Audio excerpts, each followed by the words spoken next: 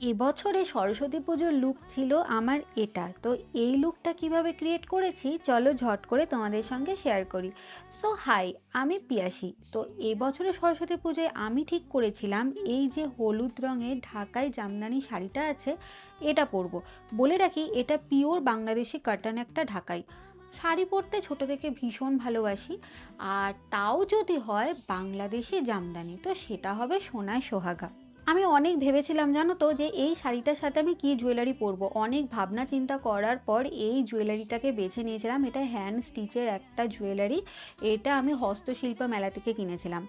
আর এই যে কানের দুলটা দেখতে পাচ্ছ এটা মিশো থেকে কিনেছিলাম। তো যদি এগুলোর মধ্যে তোমাদের কোনো জুয়েলারি বা কানের দুল পছন্দ হয় আমাকে জানিও, আমি নিচে কমেন্টে লিংক দিয়ে দেবো। আর লিপস্টিকটা ছিল ম্যাকের একটা কোরাল শেড।